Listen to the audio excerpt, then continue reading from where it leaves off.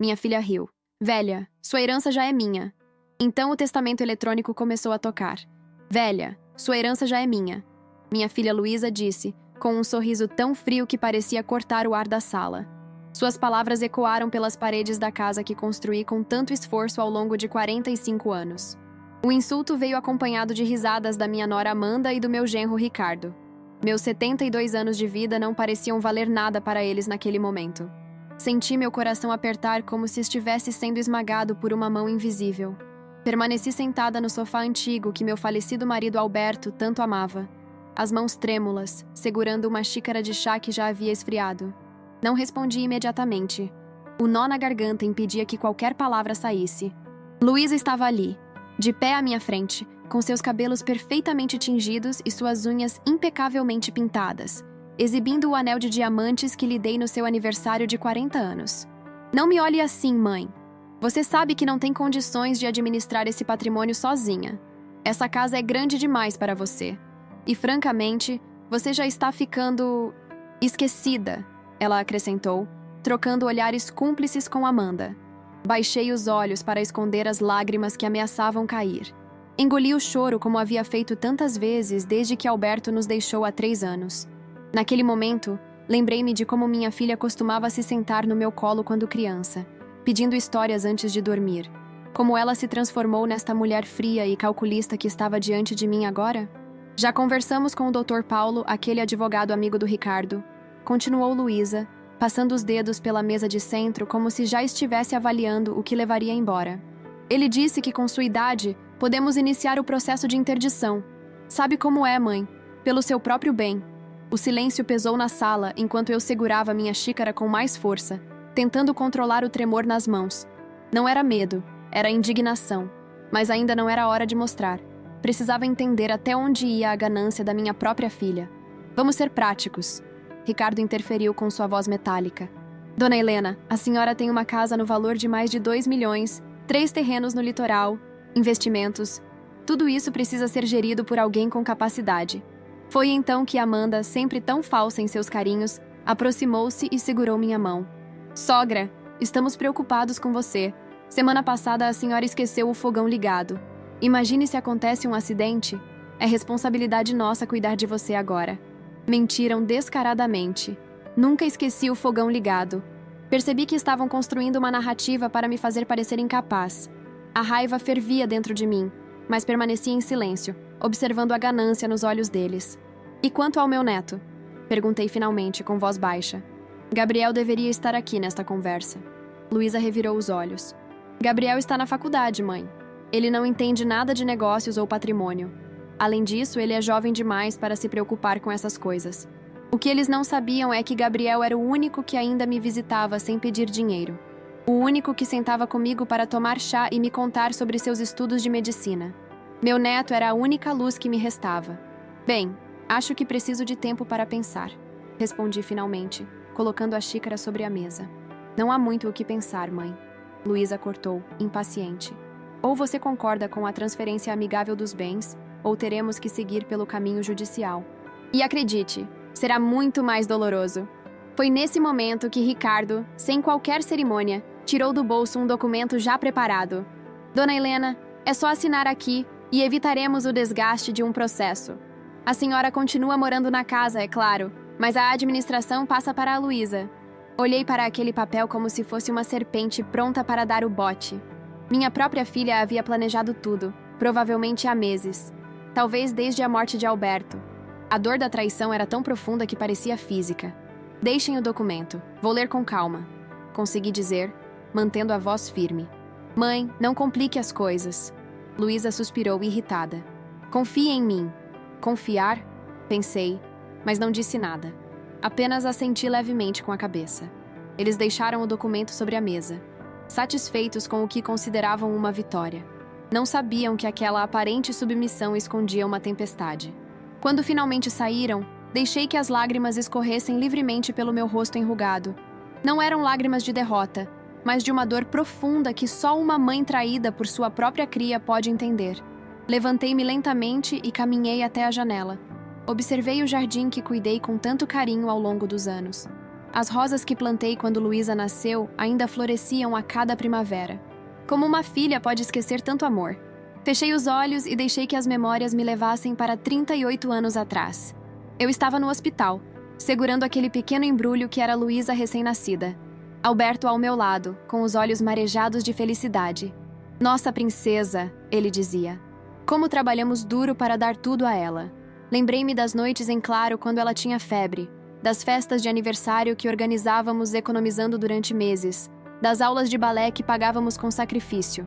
Alberto fazia horas extras na fábrica enquanto eu costurava para fora, tudo para garantir que nossa filha tivesse uma educação de qualidade. Quando Luísa quis estudar no exterior, vendemos nosso único carro. Quando ela decidiu abrir sua empresa de decoração, hipotecamos um dos terrenos para conseguir o capital inicial. Quando ela se casou com Ricardo, fizemos a festa dos sonhos, mesmo sabendo que estávamos gastando além de nossas possibilidades. E agora, tudo o que ela via em mim era uma velha que atrapalhava seus planos de enriquecimento. Caminhei lentamente até o escritório de Alberto. O cômodo permanecia intacto desde sua partida. Sentei-me na velha cadeira de couro e abri a segunda gaveta da direita, onde guardava documentos importantes. Sob uma pasta azul estava o cartão que o Dr. Martins, nosso advogado de confiança há mais de 20 anos, havia me dado após o funeral de Alberto. Para quando precisar, Helena. E espero que não precise tão cedo. Peguei o telefone e disquei o número. A secretária atendeu, e ao ouvir meu nome, imediatamente me passou para o Dr. Martins. Dona Helena, que surpresa agradável. Como está? Preciso de sua ajuda, doutor. Respondi sentindo uma determinação crescer dentro de mim. É sobre meu testamento e alguns outros assuntos. Claro, quando podemos nos encontrar? O quanto antes possível. E, por favor, não comente com ninguém sobre este contato. No dia seguinte, recebi o Dr. Martins em minha casa. Expliquei detalhadamente a situação, mostrando o documento que Luísa havia deixado para eu assinar. Seus olhos experientes percorreram as páginas com crescente indignação. Dona Helena, isso é praticamente uma expoliação em vida. Sua filha está tentando tomar tudo o que a senhora construiu, ele disse, tirando os óculos com indignação. Eu sei, respondi, sentindo uma calma estranha. E é por isso que quero fazer algumas mudanças em meu testamento e tomar outras providências.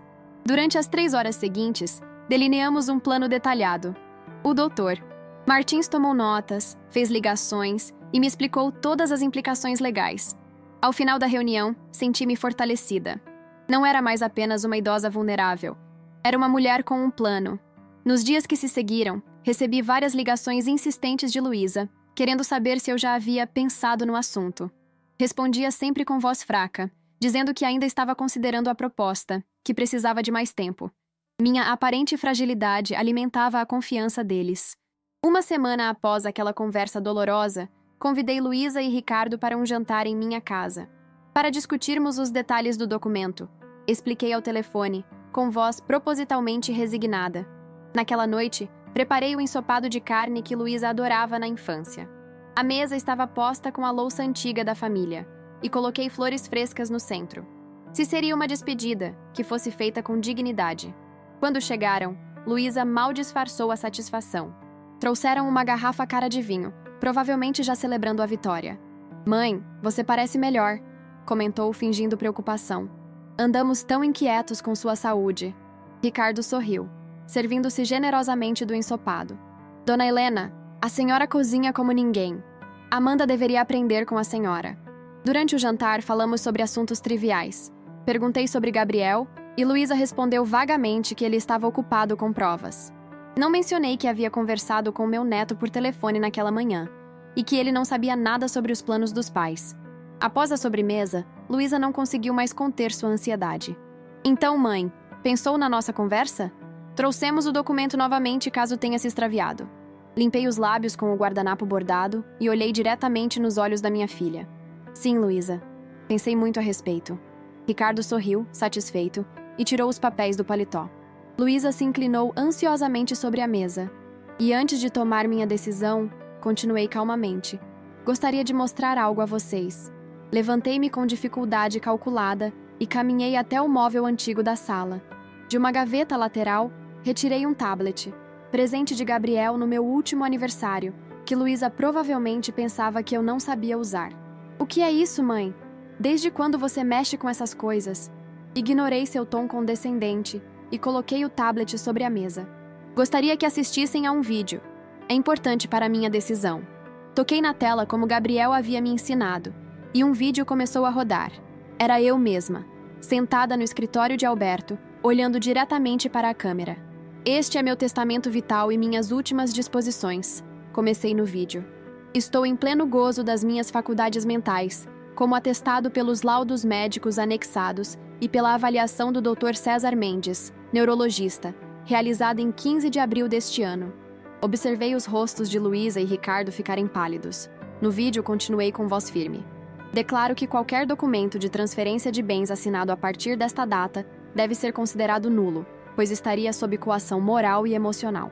Nomeio como meu único herdeiro meu neto Gabriel Silva, com usufruto vitalício para mim, Helena Fonseca Silva. O vídeo continuava com detalhes técnicos sobre meus bens, declarações de testemunhas e a assinatura digital do Dr. Martins, comprovando a legalidade do documento. Incluí também gravações das câmeras de segurança que instalei discretamente após a visita do advogado, mostrando Luísa e Ricardo vasculhando meus documentos quando pensavam que eu estava dormindo. Quando o vídeo terminou, o silêncio na sala era ensurdecedor.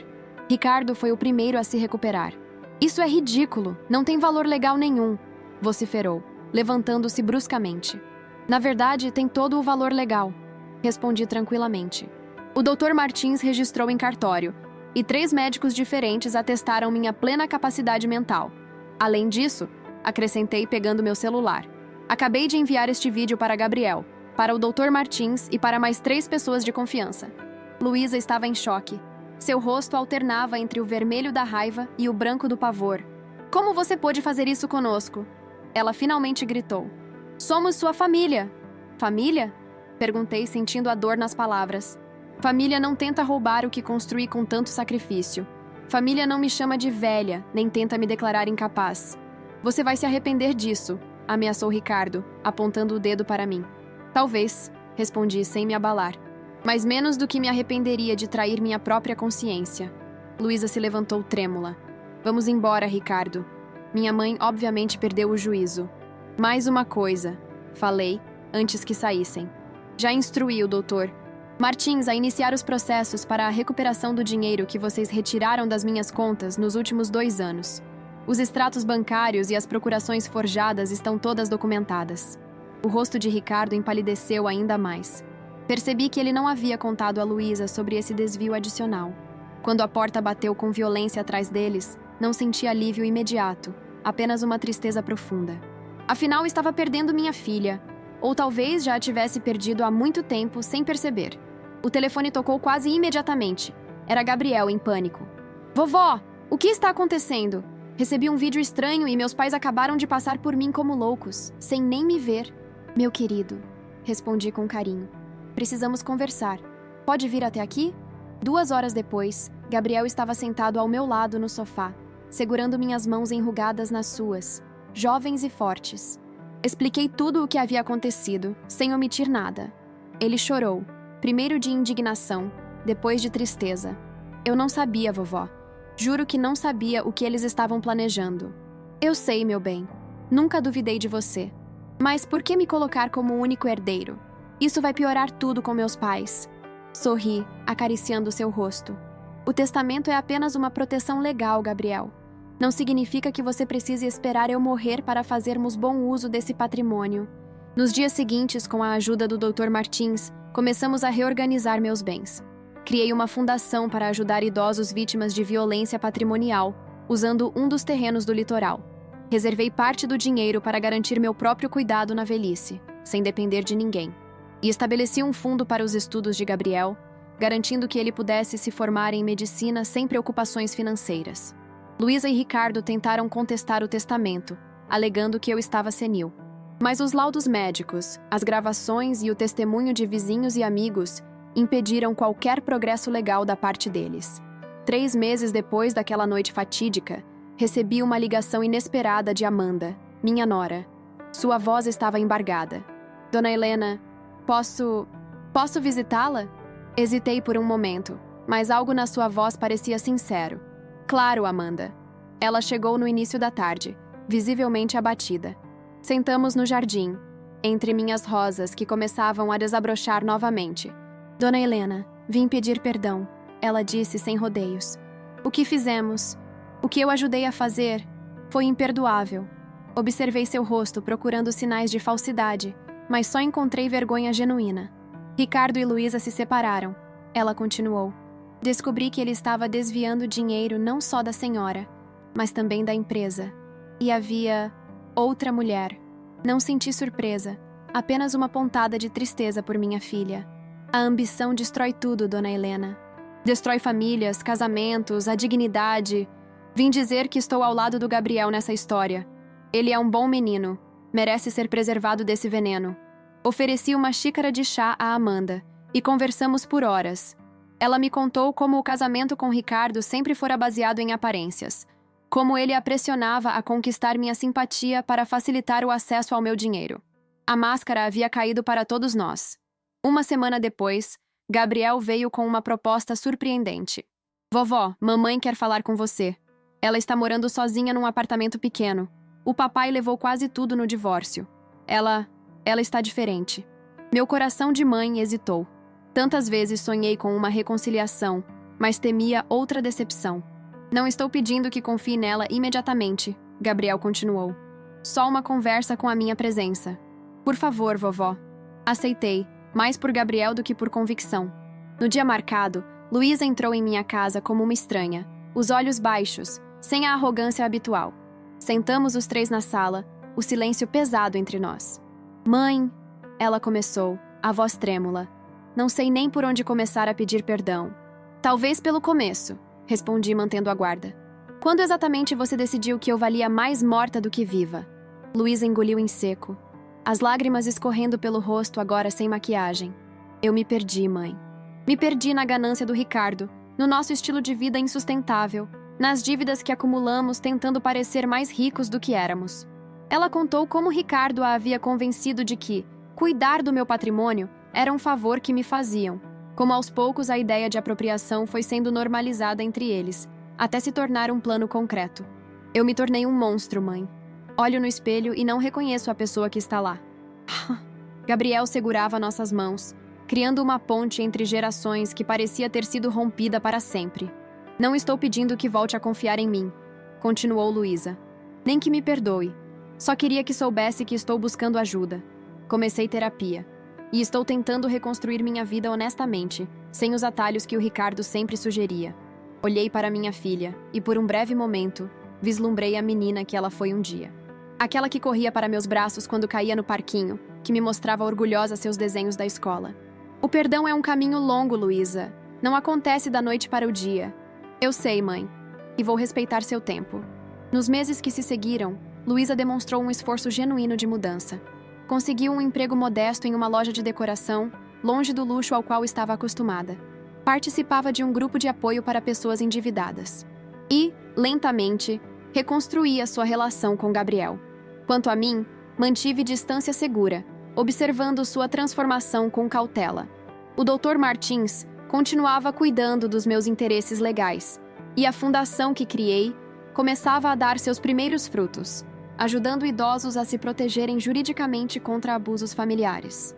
Um ano após aquela noite terrível em que ouvi minha própria filha me chamar de velha, recebi um buquê de rosas amarelas, minhas favoritas, com um cartão simples. Obrigada por me ensinar, mesmo nos seus momentos de dor, o que é dignidade. Com amor, Luísa. Naquela tarde, convidei-a para tomar chá. Sentamos no jardim, entre as rosas que testemunharam tantos capítulos da nossa história familiar. Sua fundação está ajudando muita gente, mãe, ela comentou. Li sobre vocês no jornal. Transformar dor em propósito é libertador, respondi. Me ajudou a curar feridas que pensei que seriam eternas. Luísa assentiu, compreensiva. Nem todos têm sua força. A maioria dos idosos sofre em silêncio, com vergonha de admitir que são maltratados pelos próprios filhos. Por isso, precisamos falar sobre isso abertamente.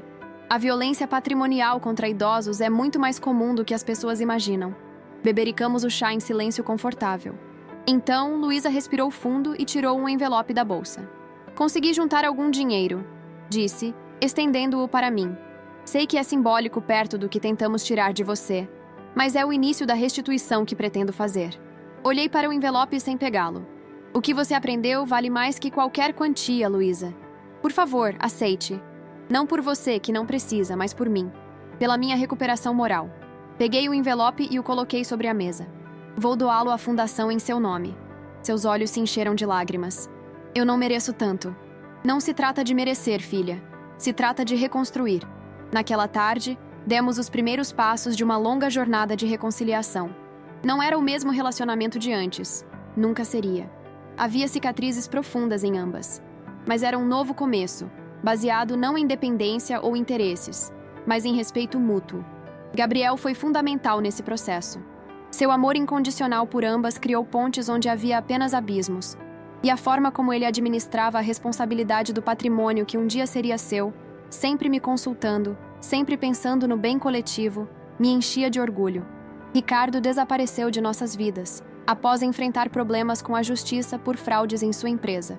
Amanda, surpreendentemente, tornou-se uma amiga e aliada, trabalhando voluntariamente na fundação.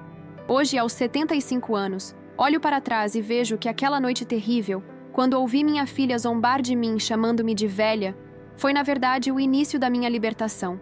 Libertação do papel de vítima, do medo da solidão, da ingenuidade que me impedia de ver as pessoas como realmente eram. A dor da traição me transformou. Não me tornei amarga ou vingativa, como poderia ter acontecido. Tornei-me sábia e forte. Aprendi que idade não é sinônimo de fragilidade, que os cabelos brancos podem esconder uma determinação de ferro. A lição que deixo para quem viveu ou vive situação semelhante é: nunca permita que sua idade seja usada contra você.